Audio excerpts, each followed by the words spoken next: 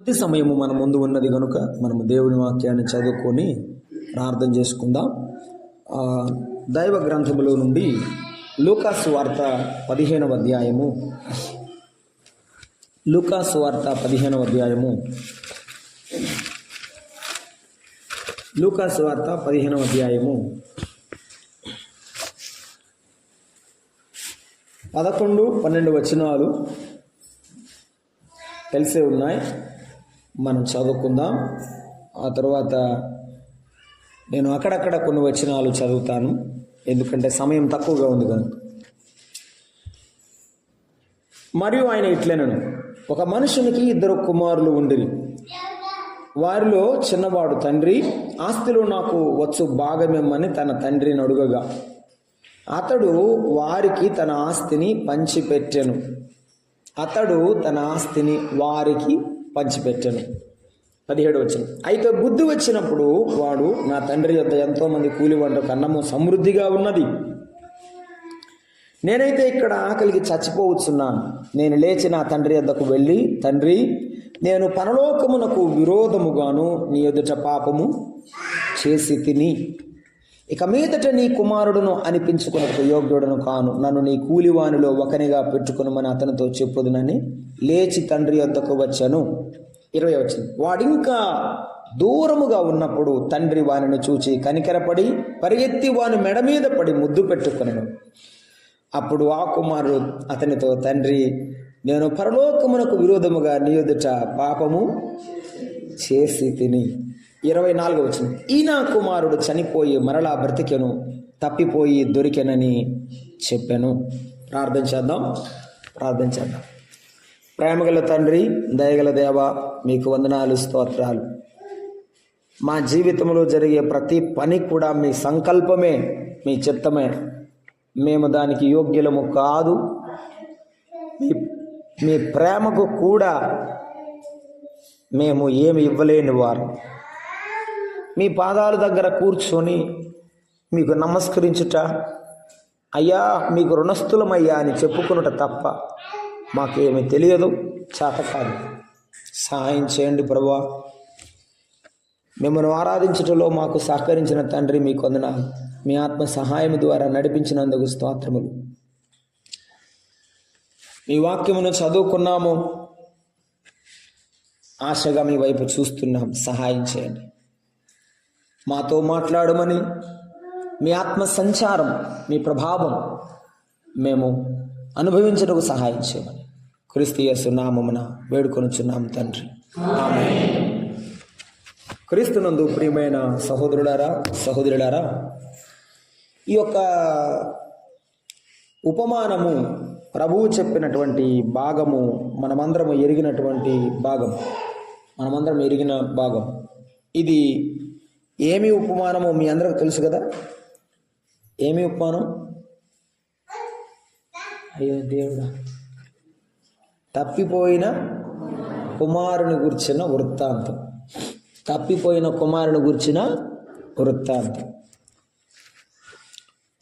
ఒక క్రమశిక్షణ కలిగిన తండ్రికి ఏమిటి చెప్పండి? ఒక క్రమశిక్షణ కలిగిన తండ్రికి, ఒక నిబద్ధత, ప్రేమ కలిగిన తండ్రికి, ఒక పాడు చేసే, ఒక తప్పిపోయే కుమారుడు పుడితే ఆ గుండె కోత ఏ తండ్రి అనుభవించకూడదు.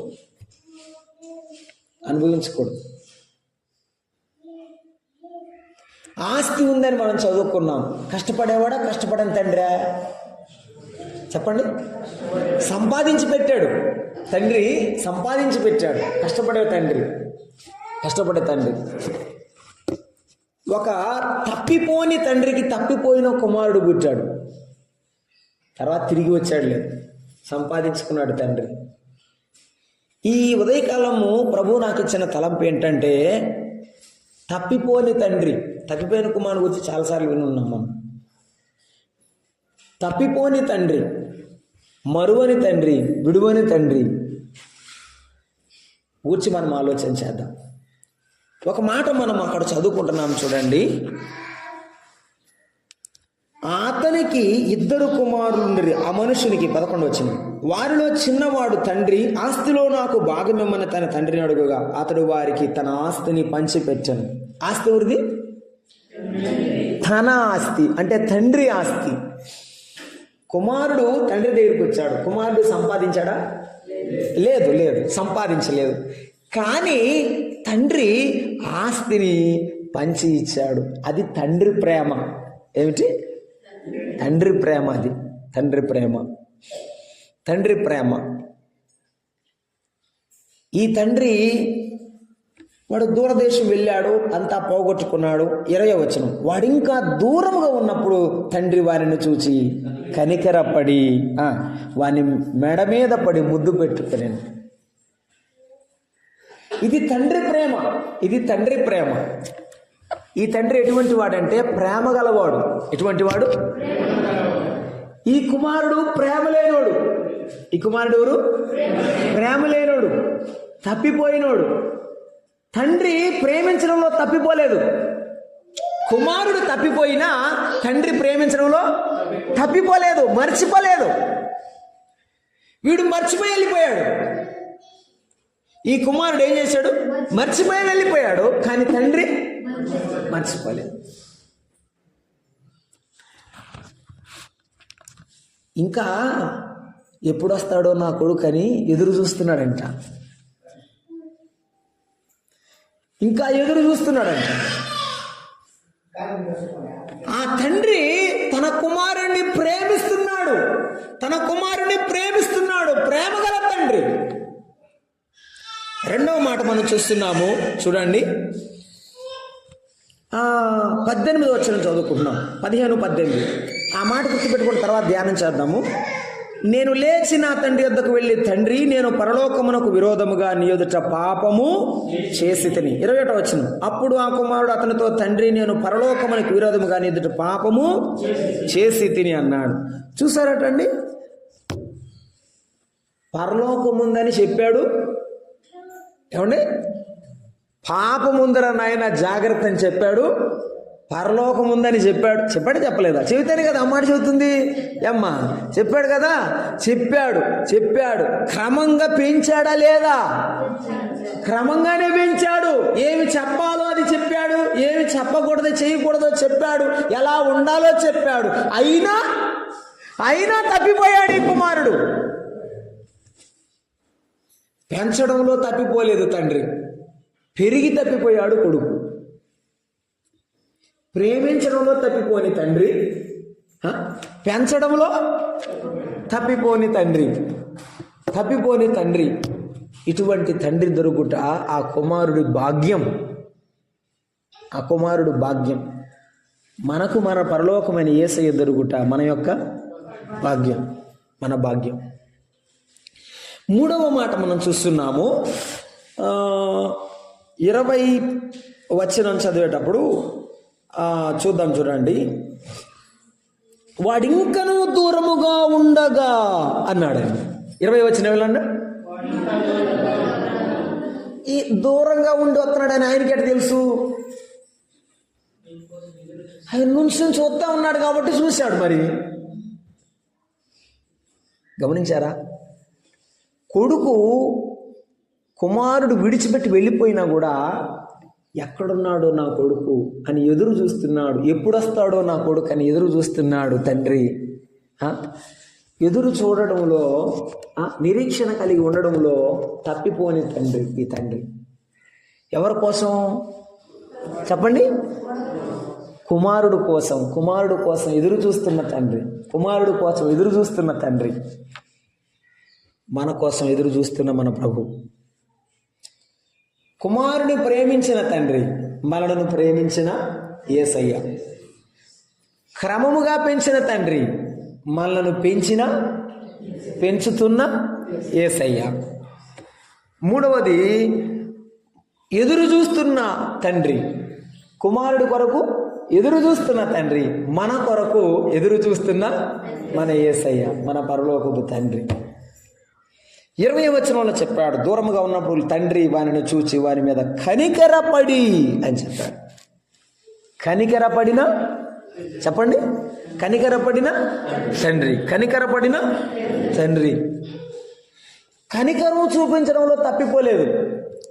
నా ఆస్తి పోయింది, నా పేరు పోయింది, ఊర్లో నుంచి బయటకు పోగానే ఏమని ఉంటారు, ఎట్లా పెంచాడరా అని ఉంటారు అందరూ. అప్పుడేమొచ్చింది, తండ్రికి చెడ్డ పేరు వచ్చింది. చెడ్డ పేరు వచ్చినా పర్వాలేదు, ఊర్లో నుంచి నన్ను విడిచిపెట్టి నా కొడుకు వెళ్ళిపోయినా పర్వాలేదు, ఆ ఆస్తి పాడు చేసినా పర్వాలేదు, మరలా నా కొడుకు నాకు తిరిగి వస్తే చాలు. ఇదే తండ్రి అంటే. వాడు ఏమైనా పర్వాలేదు కానీ, వాడు ఎలా ఉన్నా ఎక్కడున్నా పర్వాలేదు కానీ బాగుంటే చాలు. వాడు ఎలా ఉన్నా ఎక్కడున్నా పర్వాలేదు కానీ వాడు బాగుంటే చాలు. అది తండ్రి ప్రేమ. అక్కడ రాశాడు కనికరపడే తండ్రి. ఏ తండ్రి? మన మీద కనికరము చూపుచున్న యేసుక్రీస్తు ప్రభు. ఇంకొక విషయం అన్నా, మనం ఆఖరి చదువుకున్నాం, ఈ నా కుమారుడు తప్పిపోయి దొరికెను, రండి అందరూ రండి, ఈ యొక్క సంతోష సమయంలో నాతో పాటుగా అందరూ విందు చేయండి, నా కుమారుడు వచ్చాడు అని చెప్తుంటే అందరి మనసులో ఉంటుంది, తెగ మంచోడు, ఈడుగాంగ నీ పేరు నిలబెట్టాడు, ఇట్టిట్ట చేశాడు అట్టిట్ట చేశాడు అని అందరూ గుసగుసలు ఆడుకుంటున్నా, ఈ తండ్రి ఎలా ఉన్నాడు తెలుసా? సంతోషంగా ఉన్నాడు. నా కొడుకు వచ్చాడని. వీడి ఇప్పుడైనా నమ్మకంగా బతికితే అంతే చాలు. ఏమంటారు? తప్పిపోయి వచ్చాడులే కానీ ఇప్పుడైనా వీడు తండ్రి పట్ల నమ్మకంగా బతికితే అంతే చాలు. నేను ఆ మాటకి ఏం పెట్టుకున్నానంటే, మంచి తండ్రి. ఏ తండ్రి? మంచి తండ్రి. మంచితనము చూపుటలో తప్పిపోలేదు. మనము ఈ 5 చెప్పుకోలేము కానీ 1, 2 చూస్తాం ఈ పూట. తర్వాత ఎప్పుడన్నా మళ్ళీ ఇంకోసారి చూద్దామా? ఓకేనా? గుర్తుందా? నాకు చెప్తారా వరుసగా? బైబిల్ నేర్చుకోవాలి, బైబిల్ అనుభవించాలి, నేర్చుకునేటప్పుడు అనుభవించాలి. దేవుడు మన ఆత్మతో మాట్లాడేటప్పుడు, మనసుతో మాట్లాడేటప్పుడు మనసు పెట్టి వినాలి, జాగ్రత్తగా నేర్చుకోవాలి. ఆత్మ మనల్ని కదిలిస్తున్నప్పుడు, ఆ పశ్చాత్తాపానికి లోనైనప్పుడు మనము ప్రభువా నిజమే, నేను ఇటువంటి వాడను అని నన్ను దాంట్లో చూసుకోవాలి. అప్పుడు దేవుడు కార్యం చేస్తాడు. ఊరికే చెవులతో వినేసి వదిలేస్తే ఏ ప్రయోజనం జరగదు. నా మాట అర్థమవుతుందమ్మా? రైట్. మొదటి మాట మనం చూద్దాము. ఒకటి ఏమిటంటే, ప్రేమలో తప్పిపోని తండ్రి. దేంట్లో? ప్రేమలో తప్పిపోనివాడు. ఆయన ప్రేమ చాలా గొప్పది. యేసయ్య ప్రేమ ఎంతో గొప్పది. ఎంత గొప్పది అంటే మనము చెప్పలేనంత గొప్పది. యోహాను సువార్తలో 3:16 చదువుతారా? యోహాను సువార్త 3:16 మనం చూస్తున్నాం. యోహాను సువార్త 3:16. దేవుడు లోకమును ఎంతో ప్రేమించాడు.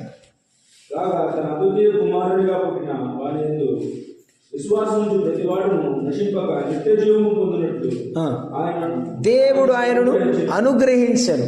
ఆ మాట చూడండి. చిన్నపిల్లలను అడుగుతాం మనం, రే మిమ్మంటే నీకు ఎంత ఇష్టం, ఇంత ఇష్టం అంటాం. వాడికి తెలియదు కదా చెప్పటం. మనం చిన్నప్పుడు ఇంత ఇష్టం అంటే వాడంటాడు, మమ్మంటే నాకు ఎంత ఇష్టం అంటాడు. ఎంత ఇష్టం అంటే ఇంత ఇష్టం అంటాడు. ఎంత అని చెప్పాలి వాడికి తెలియదు అనమాట. యేసయ్య అంటాడు, దేవుడు లోకమును ఎంత ప్రేమించాడు, దానికి లెక్కలేదు. మితిలేని ప్రేమతో యేసయ్య మనలను ప్రేమించాడు. లోకములో ఉన్న నిన్ను నన్ను ఆయన యేసయ్య ప్రేమించాడు. ఆయన ప్రేమను గురించి రాస్తున్నాడు. కొరింథీ రాసిన మొదటి పత్రిక 13వ అధ్యాయం 4వ వచనములో పౌలు భక్తుడు ఆయన ప్రేమను గురించి రాస్తున్నాడు. ఆ ప్రేమ యొక్క విలువను గురించి అక్కడ మాట్లాడుతూ దీర్ఘకాలము సహించును అన్నాడు. ఏమిటంట? దీర్ఘకాలము సహించును. ప్రేమ అంటే ఇప్పుడు పుట్టేది కాదు, తర్వాత పోయేది కాదు. అది వస్తే చచ్చేదాకా ఉండేదే దేవుని ప్రేమ, ఉండేది యేసయ్య ప్రేమ. యేసయ్య ప్రేమ ఈ పూట మన మనుషుల్లాగా ఈ పూట మాట్లాడతాడు, మధ్యాహ్నానికి ఏం చేస్తారు? తిడతారు, సాయంత్రానికి కనపడరు. కానీ యేసయ్య ప్రేమ దీర్ఘకాలము సహిస్తుంది. కన్ననాట నుండి పెంచేటప్పుడు ఎన్ని సమస్యలు, ఎన్ని కష్టాలు అన్నీ ఎదిగాడు. ఆ యవన బిడ్డగా బలవంతుడుగా ఎదిగాడు కుమారుడు. ఎదిగినాక దగ్గరకు వచ్చి గుండెల మీద ఒక తన్ను తన్నాడు. ఏమన్నాడు తెలుసా? తండ్రి, నా భాగమే అని. వీడికి భాగం ఉందా? వీడు ఏమైనా సంపాదించాడా? చెప్పండి, ఉందా? సంపాదించాడా? లేదు. కన్నాడు కాబట్టి ఆ యొక్క స్వతంత్రం తడుగుతున్నాడు. నా భాగము నాకు ఇవ్వమంటే తండ్రి ఏం చేశాడు? చిన్న కుమారుడికి ఇచ్చాడనలా, వారికి పంచి ఇచ్చాను. ఆ మాట చదువుకోవాలి. అంటే ఇద్దరికి, అడిగిన వాడికి ఇచ్చాడు, అడగనోడు కూడా ఇచ్చాడు. ఇద్దరికి పంచి ఇచ్చాడు. తన కష్టాన్ని తన బిడ్డలకి ఇచ్చిన వాడే ప్రేమ గల తండ్రి. అందుకే పౌలు భక్తుడు అంటాడు, తల్లిదండ్రులు పిల్లల కొరకు కష్టపడవలెను కదా అన్నాడండి. ఏంటంటే తల్లిదండ్రులు పిల్లల కొరకు తమ ఆస్తిని సమకూర్చవలెను, కష్టపడవలెను అని చెప్పాడు. అవును, కష్టపడే తండ్రి ఉన్నప్పుడు ఆ కష్టము యొక్క విలువను, తండ్రి యొక్క ప్రేమను గుర్తించాలి. తండ్రి యొక్క ప్రేమను గుర్తించకపోతే మనం ఏం చేస్తామంటే ఆయన విడిచిపెట్టి వెళ్ళిపోతాం. ఈ తండ్రి ప్రేమను ఎరుగని కుమారుడు ఏం చేశాడు? ఆస్తి అంతా తీసుకొని వెళ్ళిపోయాడు. తండ్రితో ఉన్నాడా లేడా? చెప్పండి ఆ మాట. తండ్రితో ఉన్నాడా లేడా? తండ్రితో పాటు ఆహారం తిన్నాడా లేదా? తండ్రితో పాటు ఉన్నాడు కదా, తండ్రితో పాటు సహవాసం చేశాడు కదా, తండ్రితో పాటు నడిచాడు, తండ్రి కష్టాన్ని కనులారా చూశాడు. అయినా విడిచిపెట్టి వెళ్ళిపోయాడు. ఇదిగో ఈ ఉపమానంలో తండ్రిని గురించి చెప్పాలని నేను ఇష్టపడలేదు. మన ప్రభు అయిన యేసుక్రీస్తుని గురించి చెప్పాలని ఇష్టపడుతున్నా. యేసు ప్రభువు నిన్ను నన్ను పిలిచాడు కదా, మనం వచ్చాం. ప్రభువా, నేను నీ పిల్లలంగా నీ బిడ్డనవుతానయ్యా అని ఒప్పుకున్న తర్వాత, ఆయన పిల్లలమైన తర్వాత ఆయనతో పాటు ఉండి ఆయన ఆరాధనలో ఆయనతో పాటు భోజనం చేస్తున్నాం ప్రతి ఆదివారం. అవునా కాదా? చేస్తున్నాం. ఆయనతో పాటు పానము చేస్తున్నాం. అవునా కాదా? చేస్తున్నాం. బైబిల్ చదివి ఆయన మాటలు విని బ్రతుకుతున్నాం. అవునా కదా? నా మాట వినండి. అరే మా తల్లి,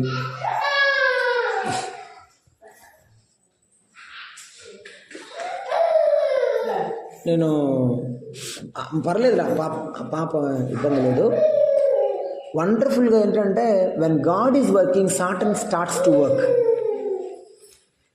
దేవుడు పని చేయడం మొదలు పెట్టగానే సాతానుడు పక్కనే వచ్చి కూర్చుంటాడు. వాడు కూడా నేను కూడా ఏదో ఒక పని చేద్దాం, ఆ పనిని పాడు చేద్దామని. దేవుడు మాట్లాడతాడు అనుకున్న సందర్భంలో దాన్ని గలిబిలి చేసేస్తే ఏమవుతుందంటే వాక్యం ఎవరిలో లోపలికి పానీయకుండా చేస్తాడనమాట. ఏం చేస్తాం మరి? మనకేం చేత కాదు, యేసు ప్రభువా నువ్వే సాయం చేయాలని చెప్పుకోవడమే. జాత వినండి నాన్న.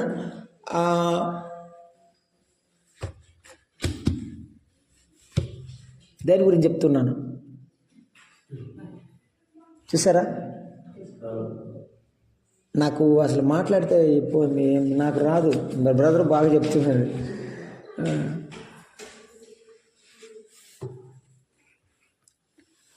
తండ్రి ప్రేమను అనుభవించాడు. తండ్రి ప్రేమను ఏం చేశాడు? అనుభవించాడు. తండ్రితో తిన్నాడు, తండ్రితో తాగాడు, తండ్రితో నడిచాడు, తండ్రి కష్టాన్ని చూశాడు, కనులారా చూశాడు. కానీ తండ్రిని విడిచిపెట్టి వెళ్ళిపోయాడు. నీవు నేను యేసు ప్రభువుని నమ్ముకున్నాం, ఆయన పిల్లలమయ్యాం, ఆయన బిడ్డలమయ్యాం. ఆయనతో పాటు ఆరాధన చేస్తున్నాం, ఆయనతో పాటు స్నానం చేస్తున్నాం, భోజనం చేస్తున్నాం, ఆయన వాక్యం వింటున్నాం, ఆయన మాటలు నేను నడుస్తున్నాం. కానీ హెబ్రీ పత్రికలో పౌలు భక్తుడు రాశాడు, 3వ అధ్యాయము 3వ వచనంలో చెప్పాడు, యేసు ప్రభువును విడిచిపోవునట్టే దుష్ట హృదయము మీలో పుట్టకుండా మీరు జాగ్రత్తగా చూసుకోండి. యేసు ప్రభువుని విడిచిపెట్టే మనసు వస్తుందా? అన్నయ్య నేను అట్లాంటి దాన్ని కాదన్నయ్య, నేను అట్లాంటి వాడిని కాదని అంటాం. కానీ జాగ్రత్తగా వినండి. విడిచిపెట్టే మనసు అంటే చెప్తాం. ఇప్పుడు ప్రార్థన చేసావు, ఆరాధన చేసావు, ఇంటికి వెళ్ళగానే టీవీ పెట్టుకొని సినిమాలు చూసి, సీరియల్ చూసి అవన్నీ చూస్తావు. వాళ్ళు సినిమాలు చూసేటప్పుడు బూతులు మాట్లాడినా అందరితో పాటు నవ్వుతూ ఉంటావు. నీ మనసులో ఉన్న దేవుడు ఏం చేస్తాడు? ఏడుస్తాడు లేదా? దుఃఖపడతాడు లేదా? అప్పుడే విడిచిపెట్టవులే, అది తెలుసు. వాడు చాలా సాతానుడు, చాలా తెలివిగలవాడండి.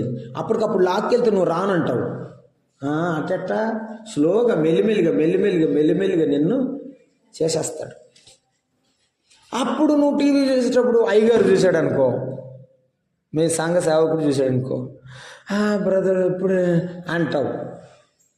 అప్పుడేమంటాడు తెలుసా? సాతాను మనసులో ఉండి, పోరా ఇంకేం పారుతావు నువ్వు, అయిపోయింది పో, ఇంక నీ సేవకుడు కూడా చూశాడు, దేవుడు కూడా చూశాడు, నువ్వు ఇంక ప్రార్థన చేసిన అనవసరం, నువ్వు ఆరాధనకు వచ్చిన అనవసరం అంటాడు. నువ్వేమనుకుంటావు? నిజమే, నేను పోవటం అనవసరం అని ప్రార్థన అనుకుంటాం. వాడు మెల్లిమెల్లిగా తీసేస్తాడు నిన్ను, ఒకసారి తీసేయడు. ఈ కుమారుడు సంపాదించకుండానే తండ్రిని విడిచిపెట్టి వెళ్ళిపోతుంటే ఆ తండ్రి ఎంత ప్రేమ గలవాడో అర్థం చేసుకుంటున్నాం. మన ప్రభు అయిన యేసుక్రీస్తు వారు మన పట్ల కూడా అంత ప్రేమ గలవాడు, అంతే ప్రేమ గలవాడు. యేసు ప్రభువుతో ఉన్నాడు, యేసు ప్రభువుతో తిరిగాడు. యేసు ప్రభు కొండ మీద ఆ ముగ్గురు ఉన్నారు, పేతురు, యాకోబు, యోహాను ఉన్నారు. వారిలో ఒక్కడుగా బ్రతికాడు. వారితో పాటు ఉన్నాడు. యేసయ్యను ఏదైనా అడగాలి అంటే టక్కన వెళ్ళి యేసయ్యను అడిగేవాడు. కానీ యేసు ప్రభు వారు చనిపోయి సమాధి చేయబడి తిరిగి లేచాడంటే, యేసు ప్రభు తిరిగి లేచాడంటే నమ్మడం లేదు. చదువుతారా? యేసు ప్రభు ప్రేమను మనం చూద్దాం. 21వ అధ్యాయము యోహాను సువార్త 21వ అధ్యాయము 15వ వచనం. 21వ అధ్యాయము 15వ వచనం. భోజనం చేసిన తర్వాత యేసు ప్రభు పేతురు దగ్గరికి వచ్చి ఏమన్నాడు? యోహాను కుమారుడు అని సీమోను, నీవు నన్ను ప్రేమిస్తున్నావా అని అడిగాడు. ఏమడిగాడు? ఎందుకు అడిగాడు పేతుర్ని? చెప్పాలి. ఎందుకు అడిగాడు పేతుర్ని? పేతురుకు తెలుసు, బైబిల్ చదివితే నీకు కూడా తెలుసు. పేతుర్ని ఎందుకు అడిగాడంటే, యేసు ప్రభు వారు పట్టింపబడబోయే ముందు, ప్రభువా నీవు చనిపోవద్దు, నీ కొరకు నా ప్రాణాన్ని నేను. అసలు ఎవరి కోసం ఎవరు ప్రాణం పెడుతున్నారు? మనందరి కోసమే యేసయ్య పెడుతున్నాడు. పేతురు అంటాడు, నువ్వు చనిపోకూడదు, అవసరమైతే నేనే నా ప్రాణం పెడతాను అన్నాడు. కానీ ప్రభు అన్నాడు, నేను చనిపోక ముందు, ఈరోజు రాత్రి కోడి కూయక మునుపు నీవు నన్ను ఎరుగనని ముమ్మారు పలికెదవు అని దేవుడు చెప్పాడు. యేసు ప్రభు వారిని పట్టుకుని వెళ్తున్నారు. పేతురు అక్కడ చలిమంట కాచుకుంటున్న కొంతమంది ఉన్నారు. వారి దగ్గర ఒక పసిపిల్ల ఉంది, అక్కడ కూర్చున్నాడు. ఆ పసిపిల్ల వచ్చింది, ఆ చిన్న బిడ్డ వచ్చింది. ఇదిగో నువ్వు యేసు ప్రభుతో కూర్చుని ఉన్నాడు కాదు, అవునా కాదా చెప్పు అందరమాట. అంటే అన్నాడు, నాకు తెలియదమ్మా, ఆయన ఎవరో నాకు తెలుసా తెలీదా? చెప్పండి, తెలుసా తెలీదా? నేను యేసు ప్రభు ఎవరో తెలియదని చెప్పాడు. యేసు ప్రభు ఎవరో తెలియదని చెప్పాడు. యేసు ప్రభు వారు ఆ త్రోవనే వెళుతూ పేతురు వంక చూశాడు. ఎవరంక చూశాడు? పేతురు వంక చూడగానే పేతురు ప్రక్కకు వెళ్ళి దుఃఖపడి ఏడ్చాడట. అయ్యా, నీ కొరకు ప్రాణం ఇస్తానన్నాను, కానీ ఇప్పుడు నువ్వెవరివో తెలియదన్నా. నాకు ఆహారం పెట్టావు, నువ్వెంపటి తిప్పుకున్నావు, నీ చుట్టూ వచ్చాను, నువ్వు ఎక్కడికి వెళితే అక్కడికి వచ్చాను, కానీ నేను ఎరుగనే చెప్తాను ప్రభు, నేను ఎరుగనే చెప్తానని చెప్పాడు. యేసుప్రభు గొప్ప మాట చెప్పాడు. పేతురు, సాతాను మిమ్మల్ని జల్లెడు పట్టని జల్లించవలని ఉండను గాని నేను మీ కొరకు వేడుకుంటేని. నేను రిఫరెన్స్ చూపించడంలా అదే చదివి అనిపిస్తున్నా, టైం లేదు. సాతానుడు మిమ్మల్ని జల్లెడు పట్టి జల్లించవలని ఉండెను గాని నేను నీ కొరకు వేడుకున్నాను. నువ్వు జారిపోయేవాడివే, కానీ నీ కొరకు వేడుకొని ప్రేమించి నిన్ను దగ్గరగా తీశాను. యేసుప్రభువును పట్టుకోవడానికి ఒకడు వచ్చాడండి, సైనికుడు. రాగానే తన వరలో కత్తి తీసి ఏం చేశాడు? మల్కు అనే సైనికుడి యొక్క చెవిని ఎగనరికాడు. కానీ యేసయ్య ఆ చెవిని మరలా బాగు చేశాడు. లేకపోతే సీమోను పేతురుని కూడా యేసయ్యతో పాటు పట్టుకెళ్ళేవాళ్ళే. యేసయ్య మన మీద ప్రేమ గలవాడు. యేసయ్య ఎంత ప్రేమ గలవాడు అంటే, మనము మరలా తప్పిపోయి ఇక ఈ లోకములు వెళ్ళిపోతామని మరలా ఆయన తిరిగి తీసుకుని వస్తున్నాడు. ఆ తండ్రి యొక్క కష్టం ఈ పేతురు కూడా తప్పిపోయినవాడే కానీ దేవుడు తిరిగి ప్రేమించాడు. యోహాను సువార్త 20వ అధ్యాయం 28వ వచనంలో కూడా అక్కడ తోమాను మనం చూస్తాం. తోమా ప్రభువుతో పాటే ఉన్నాడు. 12 మంది శిష్యుల్లో ఒకడు ప్రభువుతో పాటే ఉన్నాడు. ప్రభువు తిరిగి లేచాడంటే నమ్మలేదు. ఏమంటాడు తెలుసా? అందుకు తోమా యేసు ప్రభువుని చూసిన వెంటనే, చూడకముందేమో మీరేం చూసారేమో, నేనైతే నా చేయిని ఆయన ప్రక్కలో ఆయన గాయాల్లో నా వేలును పెట్టి చూసేవాడిని అన్నాడు. యేసు ప్రభు ముందుకు రాగానే ఏం చేశాడు? అసలు తాకడం కాదు, ఏం మాట్లాడో తెలియట్లా. అక్కడ అంటున్నాడు, నా ప్రభువా నా దేవా, నా ప్రభువా నా దేవా, నేను నిన్ను అనుమానించాను, నేను నిన్ను అవిశ్వాసముతో ఆలోచన చేశాను, నన్ను క్షమించమని ప్రభు పాదాలు పట్టుకుంటూ ఏడుస్తున్నాడు. ఆయన ప్రేమను మర్చిపోయినా దేవుడు మరువలేదు. పేతురు ఆయన ప్రేమను మర్చిపోయిన దేవుడు మరువలేదు. యేసయ్య ప్రేమను నీవెన్నిసార్లు మర్చిపోయావో కానీ యేసయ్య నిన్ను నన్ను మరువలేదు. మరువని యేసయ్యను మర్చిపోతావా? మరువని యేసయ్యను విడువని యేసయ్యను నువ్వు మర్చిపోతావా? నువ్వు మర్చిపోతే నువ్వు బ్రతకగలవా?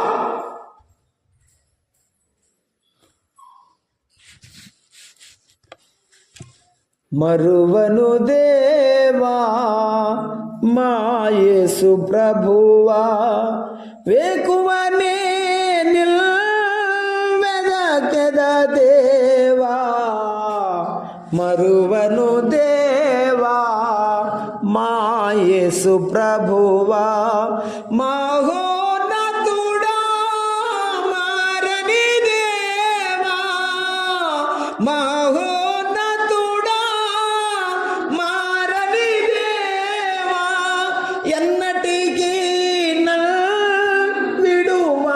విడువానంటివే, ఎన్నటికీ విడువానంటివే, మరువను దేవా మా యేసు ప్రభువా, మరువను దేవా మా యేసు ప్రభువా.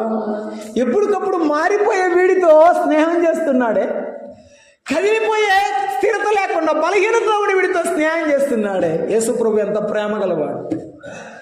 ప్రభువా నిన్ను విడిచిపోకుండా ఉంటాను. భక్తుడు పాడబడుతున్నాడు, హింసలు బాధలు కరువు ఖడ్గముల్ నీ కృప నుండి ఎడబాపవని, హింసలు బాధలు కరువు ఖడ్గముల్ నీ కృప నుండి ఎడబాపవని, నమ్మితి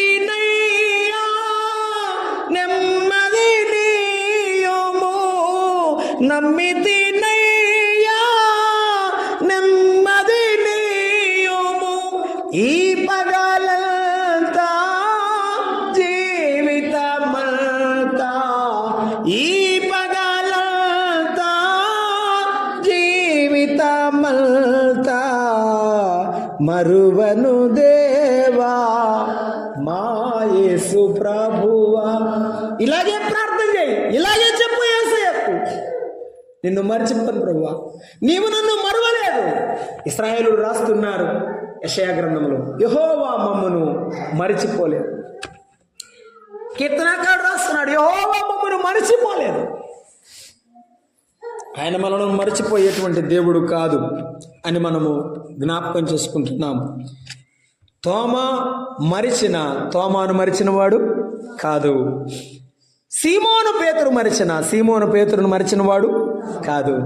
ప్రభు చెప్పిన మాట, తల్లి అయినా మరచనేమో కానీ నేను నిన్ను మరిచిపోని యేసయ్యను, విడిచిపెట్టని యేసయ్యను, ప్రేమలో ఎప్పటికీ కూడా తప్పిపోని యేసయ్యను మనం విడిచిపెట్టవద్దు. ప్రభువుని వెంబడిద్దాం, ప్రభువుని ప్రేమిద్దాం. ప్రభు ప్రేమకు దూరం కావద్దు. ఆయన కృప మన ఎప్పటికీ దూరము కాదు. ఆయన కృప మనకు ఎప్పటికీ దూరము కాదు. అందుకే అంటాడు, హింసలు బాధలు కరువులు ఖడ్గములు కలిగిన నీ కృప నన్ను విడిచిపోదు. తండ్రి ప్రేమను, ఆయన ప్రేమను గురించి మాట్లాడడం చాలా సమయం పడుతుంది. నీ ప్రేమ మరణమంత బలవంతమైనది, అగాధ జలములు ఆర్పచాలనిది అన్నాడు. అగాధ జలమును ఎవడు ఆపుతారని ప్రపంచంలో? ఒక వరద వచ్చిందనుకోండి, ఎవరు ఆపుతారు? దాన్నైనా ఆపొచ్చు కానీ యేసయ్య ప్రేమను అది సింహాల గుహ అయినా, అది అగ్నిగుండమైనా, నెబుకద్రెజరు మహాచక్రవర్తి వేసిన మేడిమి గల అగ్ని మండుచున్న గుండమైన, దానియేలు ఉన్న సింహాల గుహ అయినా, అపోస్తలుడైన పౌలు శీల ఉన్న చెరసాలైన యేసు ప్రభు ప్రేమను ఎవరు ఆపలేరు. తన పిల్లలు ఎక్కడుంటే అక్కడికి వస్తాడు ఆయన. తన బిడ్డలు ఎక్కడ ఆయన కన్నీరు గారిస్తే అక్కడ ఆయన తన ముందుగా వెళ్తాడు. ఆయన ప్రేమ ఆగదు. ఆయన ప్రేమను ఆర్పేవారి ప్రపంచంలో ఎవరు? కాబట్టి యేసయ్య ప్రేమను విడిచిపోక మనం ప్రభువులో సాగి వెళ్ళాలని ప్రభు పేరిట నేను మీకు మనవి చేస్తున్నాను. తప్పిపోయిన కుమారుడున్నాడు, ప్రేమలో తప్పిపోయాడు, కానీ ప్రేమలో తప్పిపోని తండ్రి ఉన్నాడు. మనకు సమయం అయిపోయింది, నేను ముగిస్తాను. మన ప్రభువు మనను ప్రేమించడంలో తప్పిపోలేదు. ఈ భూలోకములో ఆశీర్వాదాలు ఇచ్చి వదిలిపోలేదు. ఆయన అంటున్నాడు యోహాను సువార్త 14వ అధ్యాయంలో, మీ హృదయములు కలవరపడ నీయొక్కడు. నాకు ఇల్లు లేదు, నాకు సరైన ఇల్లు లేదు, నా గృహం లేదు అనుకుంటున్నావేమో. ప్రభు అంటున్నాడు, నా తండ్రి ఇంట అనేక నివాసములు, నేను వెళుతున్నాను, నేను వెళ్ళి మీ కొరకు స్థలము సిద్ధపరుస్తాను, మీ కొరకు నేను ఇళ్లను నిర్మిస్తాను. పరలోక పట్టణాన్ని నిర్మిస్తున్నాడు ఆయన. ఆయన ప్రేమ భూలోకముతో పరిమితం కాదు. ఈ లోకాన్ని విడిచిపెట్టినా కూడా పరలోకములో కూడా ఆయన ప్రేమే. భూలోకములో ఆయన ప్రేమ స్వరూపైన దేవుడు, పరలోకములో కూడా ప్రేమ స్వరూపైన దేవుడు. పాత నిబంధన భక్తులతో, ఈ కొత్త నిబంధన పరిశుద్ధుల భక్తులతో, సేవకులతో, దాసులతో పాటుగా ఈ అల్పురాలు కూడా పరలోకం వెళ్ళి అందరినీ చూసి ప్రభు ఎదుట జీవించేదిగా ఉంటుంది. ఎంత గొప్ప భాగ్యం! ఆయన ప్రేమ ఎంత గొప్పది! ప్రభువా, ఈ అల్పుడుకు కూడా పరలోకంలో భాగ్యం ఇచ్చావు, నీతో పాటు సదాకాలం ఉండే భాగ్యం ఇచ్చావు. ప్రకటన గ్రంథం 20వ అధ్యాయంలో చెప్పాడు, దేవుడు తానే తన ప్రజలతో సదాకాలం నివాసము. ఎంత ప్రేమ! సదాకాలం ఉండే ప్రేమ. ఆయన ప్రేమ అంతులే ప్రేమ. యోహాను సువార్త 13వ అధ్యాయం 1వ వచనంలో చెప్పాడు, ఆయన తాను వెళ్ళవలసిన గడియ వచ్చనని ఎరిగి లోకములో ఉన్న తన వారిని అంతము వరకు ప్రేమించను అన్నాడు. ఎంతవరకు ప్రేమించాడు ఆయన? అంతము వరకు ప్రేమిస్తాడు. ఇప్పుడు ఒక చిన్న ప్రశ్న వేసి నేను ప్రార్థన చేస్తాను. నీ అంతం వరకు యేసయ్యను ప్రేమిస్తావా? పేతురుని అడిగినట్టే ప్రభు ఇప్పుడు నిన్ను అడుగుతున్నాడు, నీవు నన్ను ప్రేమించుచున్నావా? నీవు నన్ను ప్రేమిస్తున్నావా? అలాగైతే నా కొరకు జీవించు, నేను నిన్ను కాపాడుతాను, భద్రపరుస్తాను. నేను పరలోకము నుండి మేము కుమారులుగానే చూస్తున్నా. అంతే. నేను నా సేవకులు లేకపోతే నా బానిసలు అని నేను చూడటం లేదు. మీరు నా పిల్లలుగానే చూస్తున్నాను. అలాగైతే ఆయన మన తండ్రిగా మనం చూస్తున్నామా? ఆయన తండ్రిగా గౌరవిస్తున్నామా? మలాకి గ్రంథకర్త 1వ అధ్యాయం అన్నట్టు, నేను తండ్రిని అయితే మీరు కుమారులైతే నాకు రావాల్సిన ఘనత ఏమో. తండ్రిని తృణీకరించవద్దు, తండ్రి నామమును వ్యర్థముగా ఉచ్చరింపవద్దు, నా నామమును ఎవరు వ్యర్థముగా ఉచ్చరింపవద్దని 10వ ఆజ్ఞలో ఆయన చెప్పాడు. తండ్రి నామమును వ్యర్థముగా ఉచ్చరించవద్దు, ఆయన తృణీకరించవద్దు. ఆయన సన్నిధిని, ప్రార్థనను, ఆరాధనను, సంఘ కూడికలను నిర్లక్ష్యం చేయవద్దు. ప్రభు సహవాసములో బలంగా ఉందాం. ప్రభు తన వాక్యమును మన వెహికల్లో దీవించును గాక. ప్రార్థన చేద్దాం. తలలు వంచాలి.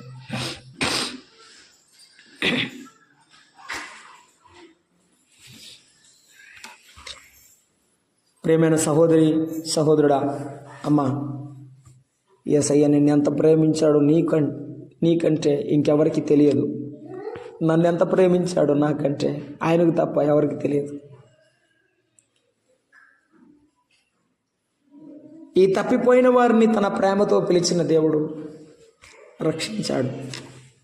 ఆ తండ్రి రక్షించి ఆయన సన్నిధిలో ఉంచగా, ఏ విషయాల్లో తప్పిపోతున్నావో, ఏ సందర్భంలో తప్పిపోతున్నావో యేసయ్య దగ్గర క్షమాపణ అడుగు.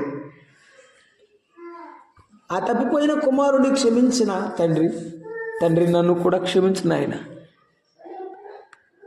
నా పొరపాట్లు కూడా మన్నించమని వేడుకో, ప్రభు నిన్ను క్షమిస్తాడు. నీవు దేవుని దగ్గర బలంగా ఉంటావు. నీవు దేవుని దగ్గర ప్రియమైన ఇష్టమైన కుమారుడుగా కుమార్తెగా బ్రతుకుతావు. పరమందున మా తండ్రి, మీకు స్తోత్రములు. మీ వాక్యంతో మాతో మాట్లాడుతూ వచ్చినందుకు స్తోత్రం. మా ప్రభువా, మా దేవా, మేము చిన్నవారు అయినా మీ పాదాల దగ్గర ఉన్నవారు, మమ్మను కనికరించండి. మాతో ఇంకనూ మాట్లాడమని, మహిమ పొందుమని క్రీస్తు యేసు నామమున వేడుకొనుచున్నాం తండ్రి. అందరికీ వందనాలు.